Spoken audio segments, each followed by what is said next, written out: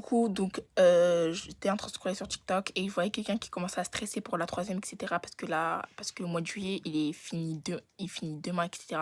Donc du coup, je vais vous donner des conseils pour la troisième. Alors déjà, la troisième, il faut profiter de votre troisième parce que ça passe hyper vite, même si vous avez le brevet à la fin d'année. Donc franchement, ça passe hyper vite la troisième. Écoutez en cours, posez des questions à vos professeurs en cours. N'ayez pas honte. Franchement, c'est pas la honte de poser des questions.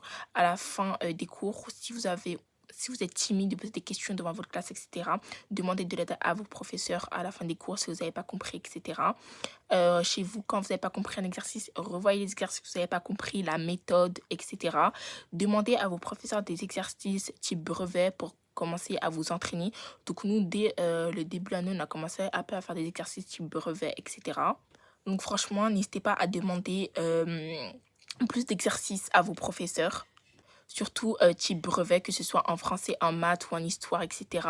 Pour le développement construit en histoire, etc. Exercez-vous.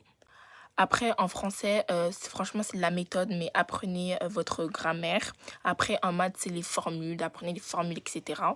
Après, en maths, regardez les vidéos de Ivan Mouka, ça va grave vous aider.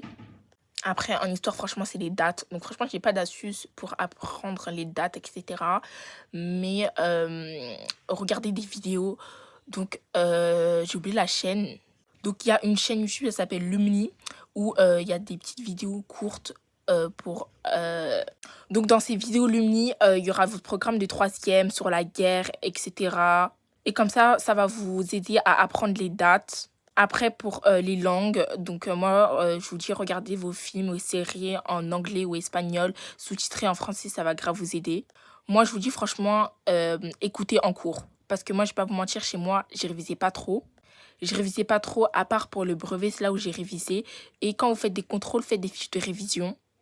Donc, les fiches de révision, c'est pas pour noter tout. Votre leçon, c'est pour noter le principal.